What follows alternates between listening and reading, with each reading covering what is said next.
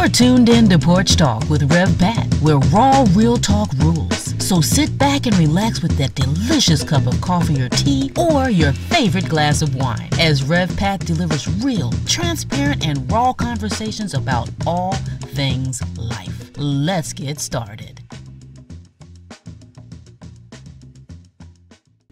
Welcome to a new episode of Porch Talk with Rev Pat, and I have the honor of interviewing the beautiful Ayanna Davis. And let me tell you about this young woman. This young woman is an autism advocate, and she is a children's book illustrator. She's done 3 books. The latest is called My Melanin, and that is available on Amazon. She is a designer. She is, her list is so long, I'm gonna give y'all the brief so we can get to talking with her. She's a former choreographer. She has been seen on BET, ABC Family, Maury Povich. Now that's interesting. Maury Povich. not for no baby daddy. Now that's interesting. The Apollo Theater, and she has trained over 100 students.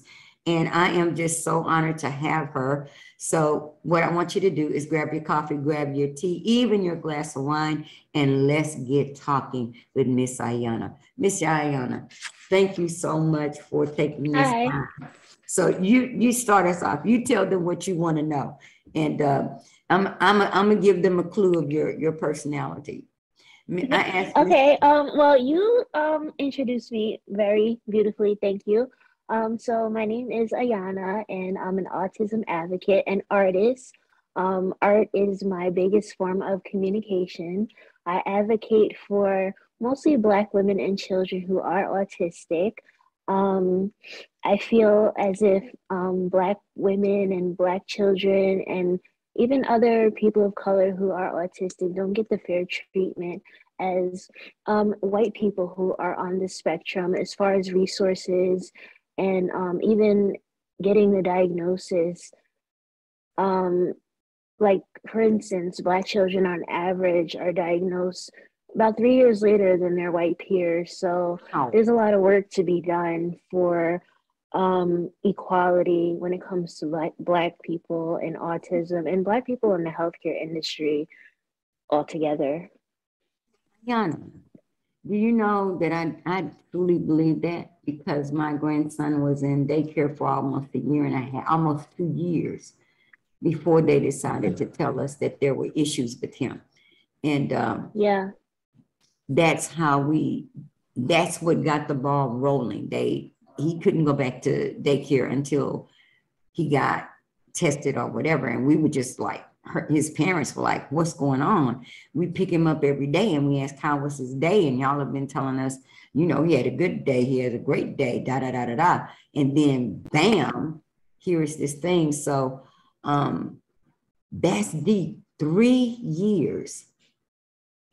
If at all. If at all. Well, I just interviewed someone who didn't find out until he was 45. So, wow. So the disparity, and see, let me say this for my audience. Because we acknowledge disparity in certain areas as far as our country is concerned, it is not a put down on every white person, every white teacher, that's not what we acknowledge. We acknowledge that there are disparities between people of color and those who are not. And that's just a fact of life. And so when you hear Ayanna say that, I don't want you to say, don't take away that she's trying to put down any race or anything. We're acknowledging that there's a disparity when it comes to this thing, and not just this thing, all things. So Ayanna, I think it is very brave of you to address that issue, because who would know? Who would know if we didn't have a voice out there acknowledging it? Now, you also said part of what you gave as something you're willing to discuss is whether or not you feel Hollywood represents disabled people in a fair way. Yes, I do. I don't think they do. And I'll say this because there are thousands of disabled actors capable of playing a disabled character, but they would rather hire an actor without any disabilities to play a disabled character, and then they do it in a mocking way, like they're just making fun of the disability, when you have a disabled character who can beautifully portray the character. So there's just so much wrong with that. And there are actors who can portray disabled people and disabled characters in beautiful ways, like Freddie Highmore. He portrays an autistic character on The Good Doctor in a brilliant way. It's not done in a mocking way, but I've seen it done by other actors in mocking ways. So I feel like they have a long way to go. I in the past 2 years, I see that they're trying, but they need to try a little harder. I understand y'all doing it, but let's level it up a little bit. Y'all there, but let's level it up in Hollywood. Yeah, let's try a little harder. I understand they need to try a little bit harder. Let's not now. The one thing that really is an area of interest in it, and I'm not just saying that because you're a woman, but also with the gentleman that I interviewed. I asked him about what it was like as a person, and because my thing is this, I'm gonna say this. The diagnosis is autism, and I think that the worst thing that anyone with any diagnosis could ever do is to accept the diagnosis and make themselves the diagnosis, if that makes sense. I believe that I can be diagnosed, but that's not me. I have whatever it is you say I have, but it doesn't have me. I still have the capability to do the things that I choose to do within whatever boundaries I must live in. And that to me, the idea that people would take one word or even cancer, autism, I don't care what it is, and make that the person. That's not the person at all. That doesn't define me as the person that I am. That's just a part of something that that's a piece of me that I have to live with or deal with, just like anybody else. So how has being autistic affected you in relationships? Because you have, one of your things is, what is it like to date as a woman with autistic? And what's so different about your dating with autism than someone who is non-autistic? It can be hell. Because really? one of the huh? Yeah. You said it can be hell because be hell. Wow. One of the biggest things of being autistic is communication. You have issues with communication, and communication is a big in relationships. You need healthy communication, and it's hard to have healthy communication being a neurodivergent person. So it's like, okay, like it's kind of like you unintentionally make the other person always feel like they've done something to you, but you're not doing it on purpose. Like, say you're having dinner, you're not making eye contact. And if they don't fully understand autism, they don't know that you're not making eye contact because you're upset with them. It's not because you're upset with them. It's because maybe you're just a little bit overstimulated, or maybe it's because you're trying to listen to what they're saying. So then that may cause tension. And then, you know, me, I have touch aversion. I don't always want you touching me. Leave me alone. So it's just like, girl, please. So many things. I don't want them touching me either. So that ain't abnormal. No. So it's just like it's so many like sensory issues and the communication issues. So it's always hard. And then being an autistic individual who's verbal with nonverbal episodes, somebody who doesn't understand autism is like, okay, well, you know how to talk, so why you ain't talking? So it's just like not understanding the nonverbal episodes, and then not understanding the meltdowns, which may just look like, okay, is she having a tantrum, which a meltdown is not a tantrum. So it's just that if it's not somebody who can have a lot of patience with you and want to fully understand autism, you're gonna have a lot of issues, and you have to really ask yourself, well, is it really worth it? So, it can be hell. It is hell. Not it can be hell. It is hell. Look, So far. can you repeat the it's not a tantrum, it's a meltdown, so people can hear that, because that's what it is. When my grandson has a meltdown and people say, or somebody say, was he having a tantrum about? Baby, that's not a tantrum. This is like turned up 1,000. An autism meltdown is not a tantrum. So if you see somebody's child having a hard time, don't make an assumption and think they're having a tantrum. Mind your business. You're not going to help the parent and say, do you need something? Can I assist you in some way? Mind your business. It's not a tantrum. It's a meltdown, which is an uncontrolled behavior that many autistic children and adults have. We cannot control it. Sometimes we don't know what brings it on. Sometimes it can be brought on by something that happened 3 months ago.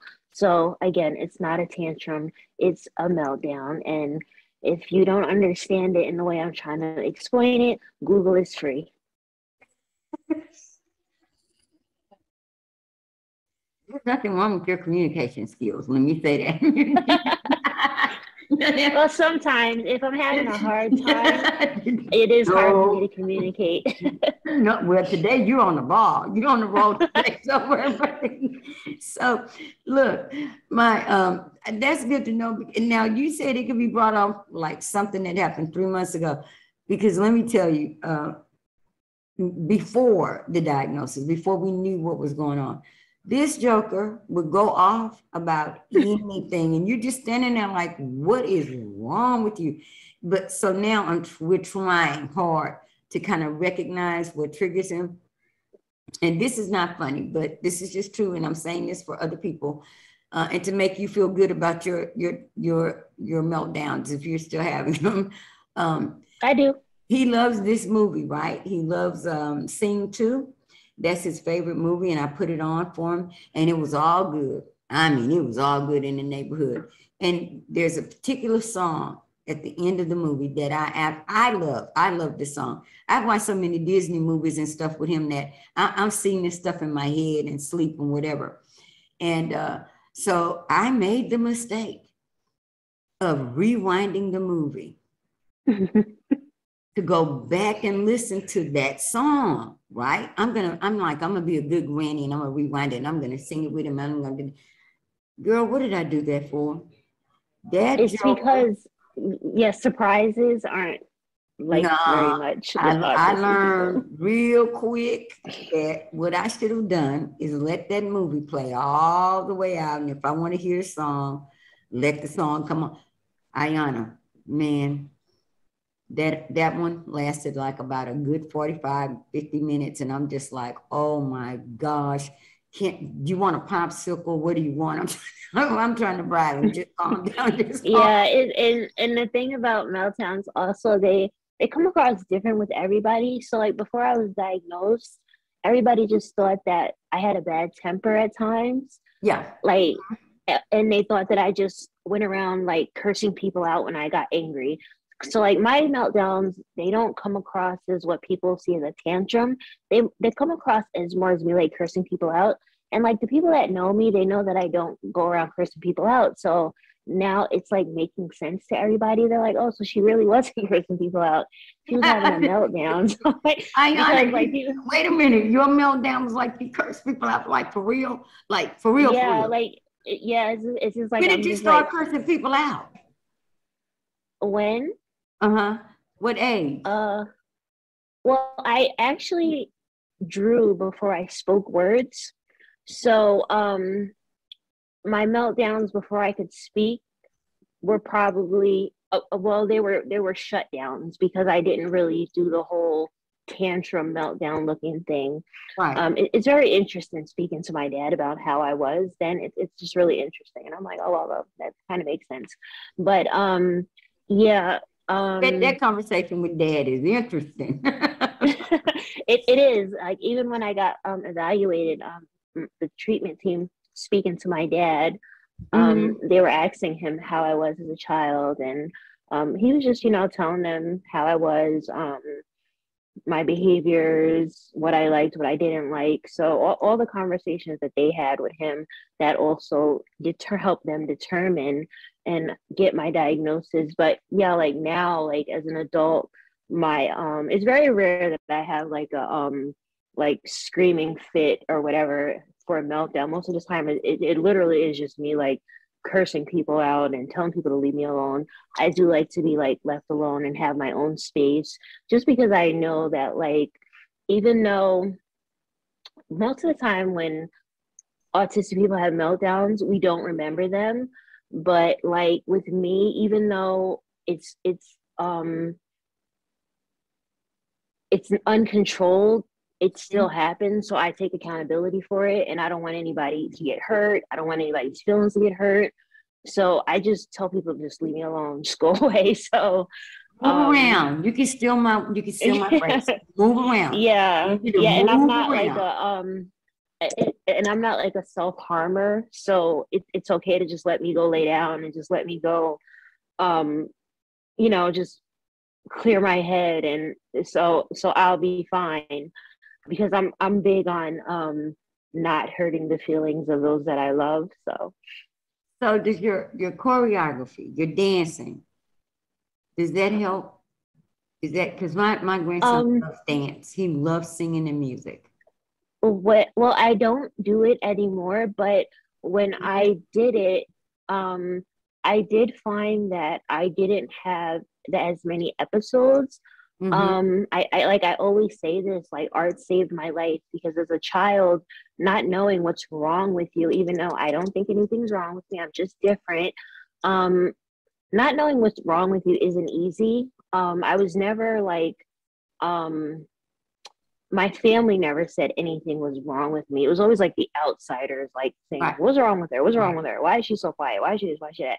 But so always hearing that and never really understanding why you were different was always hard. So having art and having dance and theater and everything, that was like always my escape.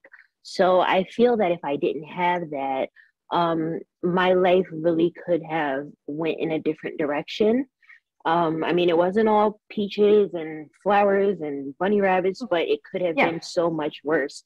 So I do believe that because I do art therapy every day, so I like do have the proof that art is therapeutic. Mm-hmm. Well, honey, let me tell you, you have been a breath of fresh air, because I did not know what to Thank say. you. But I just love your personality. And I keep looking at you because I'm trying to figure out that face and cursing people out. I'm just trying to put those two together, and it just won't come together for me in my head. I'm trying my best. I do have a potty mouth. I don't know if your grandson cursed, but most autistic people do. Oh, okay. When he gets a little older. Let me tell you, he's 4, and I really do. I think sometimes he's really saying shit. I really do. I really do. I'm not like trying to like, I'm not like promoting like profanity, but just don't like hold him personally. And a lot of us are a part of the potty mouth club. Us in the neurodiverse autistic space club, we do have potty mouth. Look, I'm telling you. Tell your dad. I'm on my best no potty mouth behavior right now. Like we really don't do it on purpose. It's just that like our minds are so vibrant, and like curses are just very vibrant words. So I think that's why we like them so much. Now look, everybody that's listening to this, and you just heard what Ayana said, please don't use that as an excuse for cursing people out.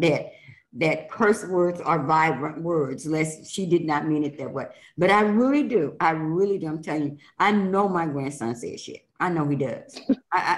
You know, for y'all know what ish sounds like. And ish has a different tone to it. And when he gets mad with his mother, I know that's what he's saying. And the first time he did it, I went, what did he just say? Because he's really not verbal. He speaks in what you would call gibberish, except when he's singing. Now, when he's singing, he verbalizes, but he says some words, and he's getting better because he's now in school. But that word, that brother is saying that word. I know he is. I know he's saying that word. So I'll just tell my daughter that because his brain is vibrant. That's a vibrant word for him, and he'll probably pick up on that one. So what I want to do before I let you go, I want you to really, really, really express to people the importance of acceptance. Not and I in my last interview with the gentleman that I interviewed that was not diagnosed until he was 45. My heart went out to him because he lived with all of these things and did not know what was going on with him. And when he made it clear to me that he did not like the word awareness. He preferred adamantly the word acceptance. And he told me why. Okay. I'll say this. I say awareness and acceptance because I respect everybody's, opinion. Mm-hmm. Some people like awareness, some people like acceptance. I do prefer acceptance. But they do have to be aware of us to accept us. Yes. But acceptance is important because nobody should have to fight for just to be treated with common decency and humanity just for being born. I don't feel like you should have to fight to be accepted just because you were born. And you don't know who, back to what how our conversation started, you don't know who you're missing out on just because you're choosing not to know somebody because they're different. So just open your heart. You never know who you may meet. You never know what may come from a relationship just because you opened up your heart to somebody who's different and just accepted somebody for who they are. Well, you know what? That I couldn't have said that any better. I could not have said that any better. And you have truly blessed me. Thank you. You blessed me too. Coming here, you have blessed me. You have blessed me. You are in my prayers, and I mean that. I don't just say that. You are in my prayers. And thank you.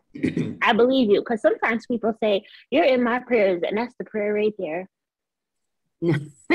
Well, when really, truly, and because it's personal for me. There was a time when what hit me this year was that which I posted last year. In honor of other people that I knew who had grandchildren or nieces or nephews that had received the diagnosis of autism. So I made my post. I did my post and did my awareness acceptance post last year. Well, this year, it was very, very different for me because it was so personal. Because I had to really consider the fact that I have a grandbaby.